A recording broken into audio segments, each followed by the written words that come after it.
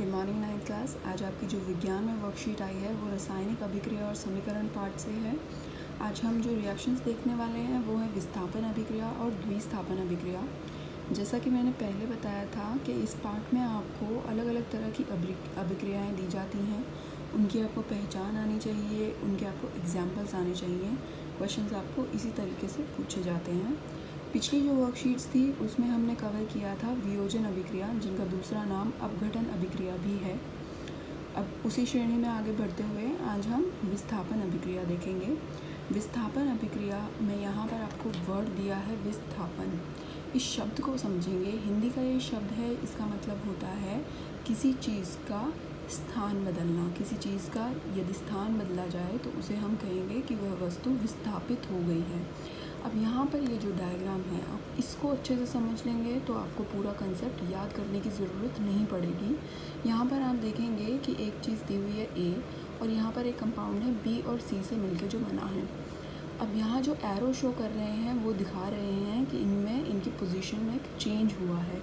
Next जब आप देखेंगे उत्पाद वाली साइड, बी अलग से निकल गया है और ए ने बी का स्थान ले लिया और एक नया कंपाउंड बना दिया ए सी। तो यहाँ पर ए जो है वो इतना शक्तिशाली है, उसके अंदर इतनी ताकत है कि वो बी का स्थान बदल के उसकी जगह जाकर ए के साथ बैठ गया है। अब इसे केमिकली समझने की कोशिश करें तो यहाँ पर ए जो है वो ज़्यादा रिएक्टिव है, ज़्यादा अभिक्रियाशील है, जिस कारण से वो बी को हटाकर सी के साथ बॉन्ड बना पाता है। तो जब बी और सी जो केमिकल है वैसे तो एग्जिस्ट करता है, लेकिन अगर उसी रिएक्शन में हम ए को ऐड करें, क्योंकि वो ज़्यादा रिएक्टिव है, क्योंकि वो ज़्यादा तेज़ है बी से, वो जाकर सी के साथ बॉन्डिंग कर लेता है और बी अलग से निकल जाता है। तो विस्थापन अभिक्रिया क्या हुई? जहाँ अधिक अभिक्रियाशील तत्व जो कि यहाँ पर ए है वो कम अभिक्रियाशील तत्व जो यहाँ पर बी है उसके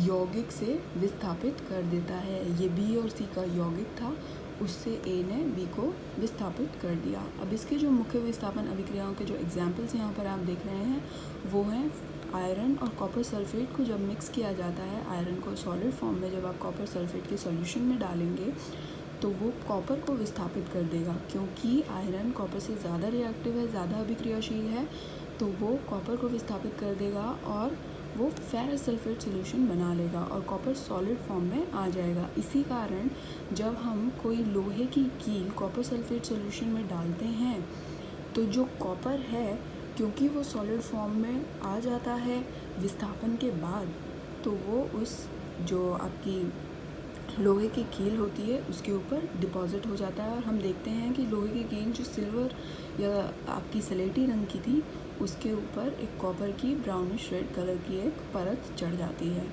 तो हमें पता चलता है कि एक विस्थापन अभिक्रिया यहाँ पर हुई है।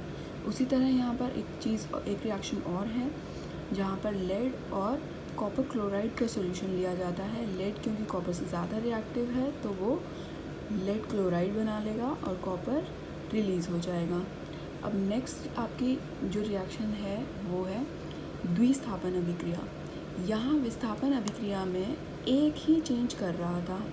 द्विस्थापन अभिक्रिया में दो चेंजेस आपको साइमल्टेनियस दिखाई देंगे, एक साथ आपको दो विस्थापन होते हुए दिखाई देंगे। इसलिए द्वि माने दो, विस्थापन माने स्थान बदलना। तो कोई दो चीज़ों का स्थान बदल रहा होगा, वहाँ पर आपकी द्विस्थापन अभिक्रिया हो रही होगी। तो द्विस्थापन अभिक्रियाओं में दो यौगिकों के बीच आयनों का आदान प्रदान होता है और नए उत्पाद बनते हैं। यहाँ पर जो पहचान है कि यहाँ पर अवक्षेप बनते हैं। अवक्षेप होते हैं प्रिसिपिटेट्स। जब आप रिएक्शन करते हैं तो नीचे कुछ धुंधला सा एक मटेरियल डिपॉजिट हो जाएगा जिन्हें हम प्रिसिपिटेट्स कहते हैं। वो अलग अलग रंग के होते हैं, हर एक रिएक्शन के स्पेसिफिक होते हैं और वो उस रिएक्शन की पहचान भी होते हैं। तो यहाँ पर द्विस्थापन की जो पहचान है वो है प्रिसिपिटेशन होना, मतलब अवक्षेपों का निर्माण होना। इसीलिए इसे प्रिसिपिटेशन रिएक्शन भी कह देते हैं कई बार, या हिंदी में अवक्षेपन अभिक्रिया।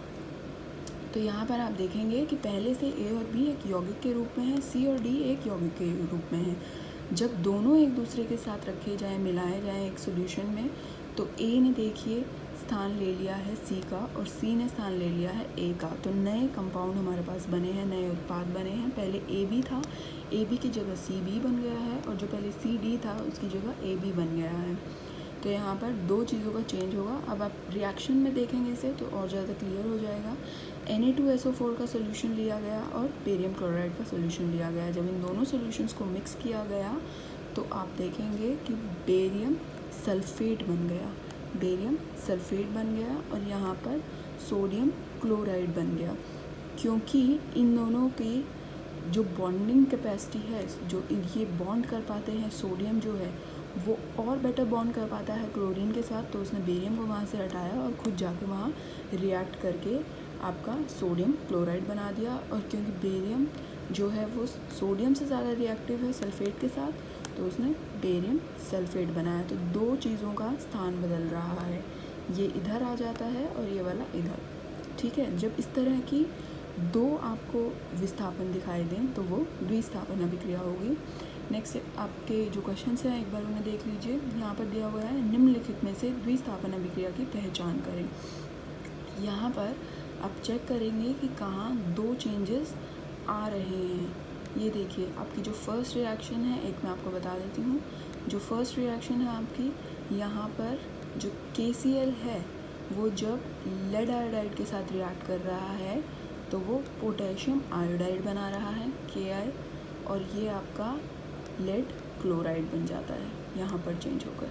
ठीक है, तो ये दो चीज़ों की जो पोजीशन है वो चेंज हो रही है, दो कंपाउंड्स, आपके नए कंपाउंड्स तैयार हो रहे हैं। तो ये आपकी जो अभिक्रिया है वो द्विस्थापन अभिक्रिया होगी। अब यहाँ पे दिया हुआ है क्या होगा अगर आप बेरियम क्लोराइड और एल्युमिनियम सल्फेट की अभिक्रिया कराएं।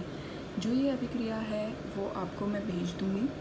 किस तरीके से ये अभिक्रिया हो रही है आप उसको देखेंगे और ये बताएंगे कि रासायनिक रूप से ये किस प्रकार की अभिक्रिया है। नेक्स्ट जो आपका क्वेश्चन है कि निम्नलिखित में से जो दो अभिक्रियाएं दी गई हैं उनके अंतर बताने हैं आपको। आप यहाँ पर देखेंगे कि विस्थापन दो जगह हो रहा है, यहाँ पर विस्थापन एक जगह हो रहा है। तो आप बताएंगे कि ये किस प्रकार की रिएक्शंस हैं। अब यहाँ पर जो लास्ट क्वेश्चन है इसमें आपकी ये वाली रिएक्शन के बारे में बात हो रही है, जो आयरन और कॉपर सल्फेट की रिएक्शन है। यहाँ आप देखेंगे लास्ट क्वेश्चन में इसी की डिस्कशन है। यदि लोहे की कीलों को कुछ देर कॉपर सल्फेट के सॉल्यूशन में रखा जाए, विलयन में रखा जाए, तो क्या होगा। लोहे की कीलों पर भूरा रंग आ जाएगा। लोहे की कीलें अब प्रभावित रहती हैं, भूरे रंग की गैस निकलती है। अब आप इनमें से सही आंसर चूज़ करेंगे। मैंने आपको एक्सप्लेन करते समय आंसर इसका बताया भी है, तो दोबारा से आप जाकर उसको सुन सकते हैं और ये क्वेश्चन सॉल्व करके भेजें।